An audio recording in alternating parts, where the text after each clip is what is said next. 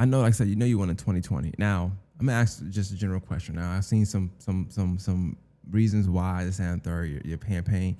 Some people think you won solely because you're black. Me being a black man, I'm just be honest with you, right? I don't see too many times where being black has like benefited us, you know. So when I see that, I'm like, if that's the case, I ain't too I'm not happy. I'm not too unhappy about it. But do you think that had anything to do with you winning one, and or do you think it was solely just a breath of fresh air in a system that needed it? I really do not believe that it was because I was black, and I get why some people have to tell themselves that to feel better, right? But the reality is, I pulled 32% of the vote in Columbia County. They said a Democrat, especially a young black Democrat who didn't have a name, couldn't get more than 25. You know, some of the biggest donors and contributors to my campaign were Republicans. Oh wow! But saw the difference between, there's talking tough, and then there's actually being effective at reducing crime. And we've gotten a whole bunch of talking tough and not a whole lot of efficacy, right? There's a lot of people who recognize that you ought to be able to access your DA. You ought to be able to hear what they have to say about things and not just be told to buzz off. And so I just don't believe that. I mean, I lived it. And so I just know that when I was walking neighborhoods in Pepper Ridge, they weren't talking about, oh, you black, I'm going to vote for you. They're like, well, what are you going to do? What are you going to do different? You know, because that's what people, especially our people, are starved for, is for people to actually get in power and do the right things and not just try and protect their seats. You know, there would be a really easy way for me to just, if I wanted to do it the easy way, if I wanted to appease them folk and just keep things how it were, I would not have a challenger right now. I'd be safe. I also would not have changed anything for the better. I would have wasted this God-given opportunity to bring change to a system that desperately needed it. And so black people don't vote as a monolith the way that they think we do. We don't just vote color the way that they think we do. And I know that because even to this day, people want to know, who are you? Yeah. You know, who are your people? But also, what are you doing for me? What are you doing to change things and make them better? You know, if people just voted by their color, Kamala Harris would have won the nomination in 2020. You know what I'm saying? Like, that's not what it's about. So you make a good point. I'm not going to say too much on Kamala because I don't want to go there. But you know, you made a good point, and I think to what you're saying and a lot of things that involves you. I think a lot of times people look at bigger scale stuff, but on a smaller scale. So even when you say, I'm not bringing up no particular case like that, but I know like you'll get a lot of flack for one case here or one case there. It's just them two that just be lingering. They just keep bringing them two up. Not saying I want anybody to forget about it. I'm not saying that, but we're not thinking about it sometimes, and boom, every time you do something good, like, hey, remember he did this? Remember this? So it's not a bunch of things. It's just one or two things, you know. But they'll use that to make it be everything, if that makes sense. So I like the fact you said that black people don't vote for black people, because I do think, even though you're the first black DA, we had first black before in political or in them kind of roles, right? And I think because you had some who just didn't do what they said they were going to do, you had some who made it their business to not make black people their constituents at all. Learned that from Kim Macon. And then you had, you got some who just didn't do right. So now when you hit a black candidate for anything, we asking questions. We probably ask more questions than other demographics about that person, because we want to make sure we represent it right. Right.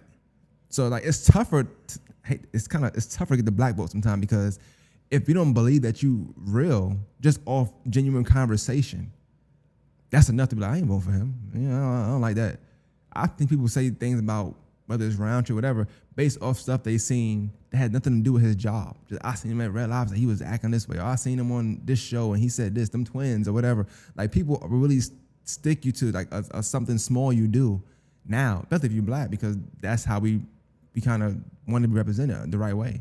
So I think it's harder for you to have one in 2020 anyway, because that was a rough time. I mean, 2019, but that was a rough time.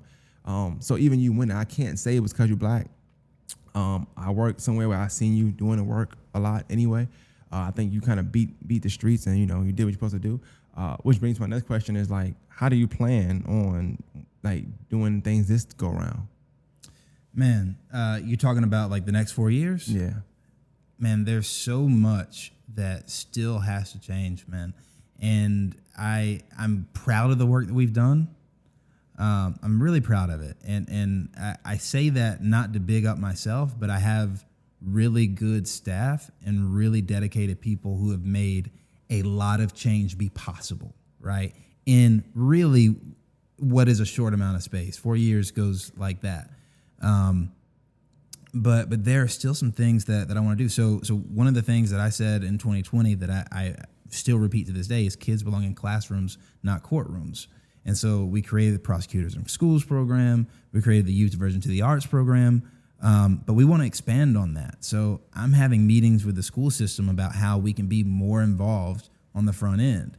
And I'm working with other community partners to try and find ways. So the Youth Diversion to the Arts program goes through Jesse Norman School, right? Oh, okay. And so it basically, for those who don't know, it's a bypass. It's rather than putting this kid in juvenile court, we put him with some mentors and some new peers and give him an opportunity just to shine his light in a different way, right? Perfect. But not every kid wants to do art. So where's the sports version of that? Where's the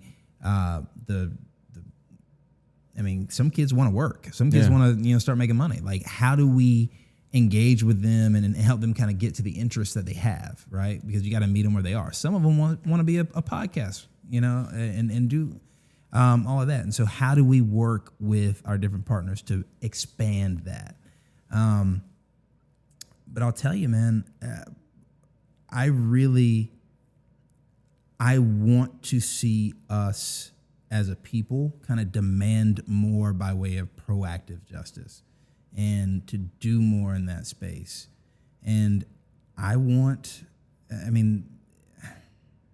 if I could have everything that I wanted, I want a full-time alternative sentencing prosecutor.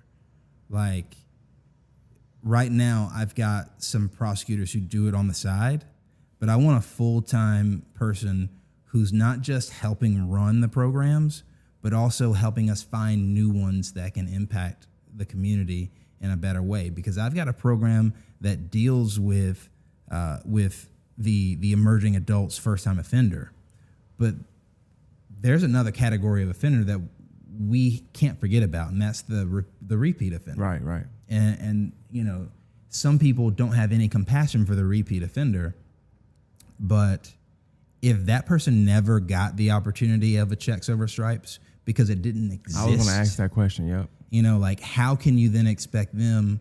There's someone who could actually benefit from it, right? Yeah. And who's done committing crimes if we give them the tools to be done.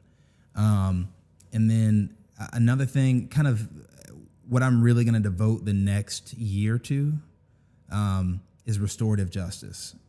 There's a big need in our community for victim-centered restorative practices, not just in the juvenile setting, but there are some serious cases in the felony, like adult world, that victims are getting left behind, and so are defendants and their families, just because the system itself is adversarial.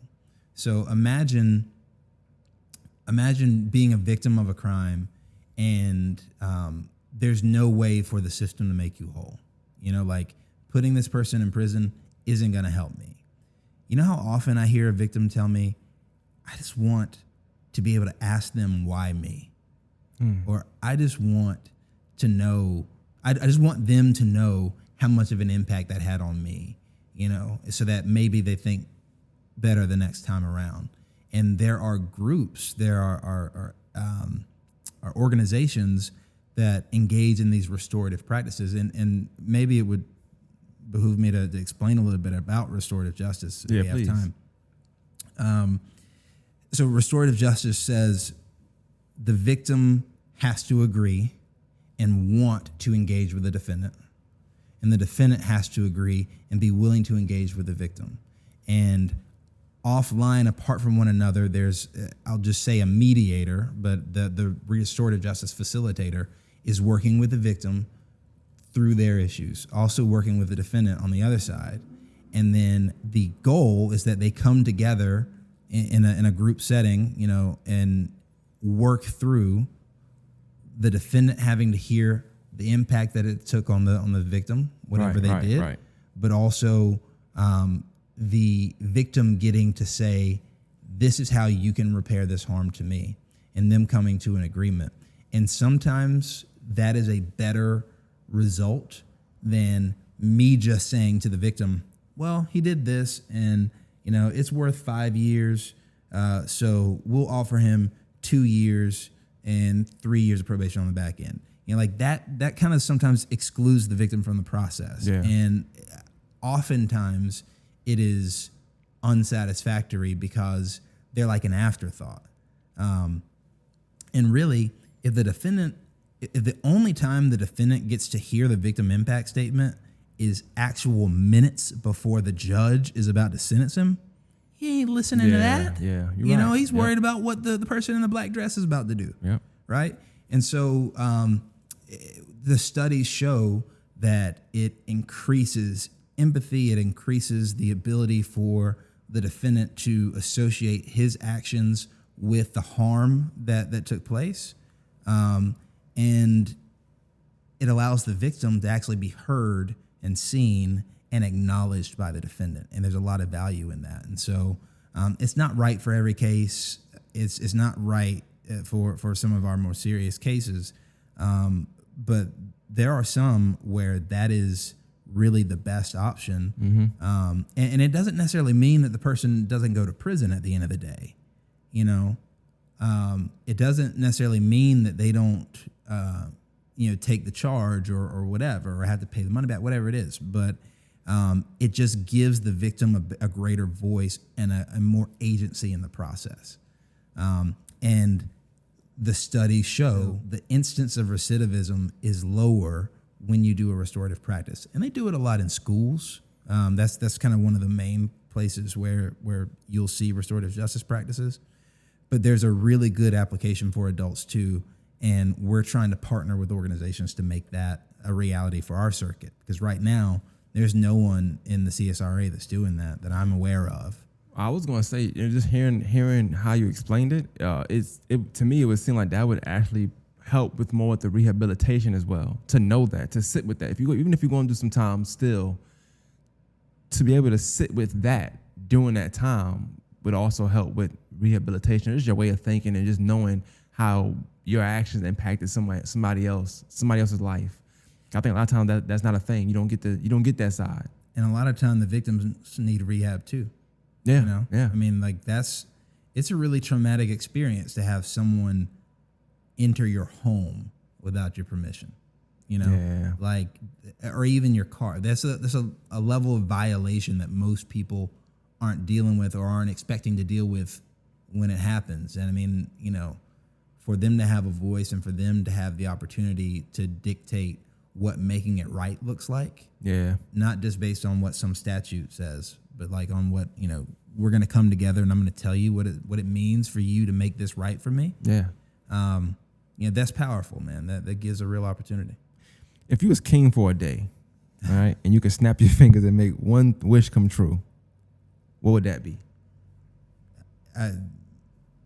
Stop people from hurting other people.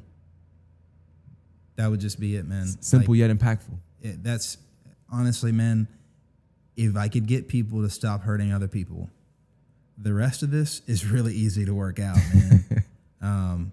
But that's the one thing that I think is just plaguing our community is people don't have any respect for other people's lives, for other people's bodies, for the property either. But I'm really talking about, physical crime is really, really damaging to our community.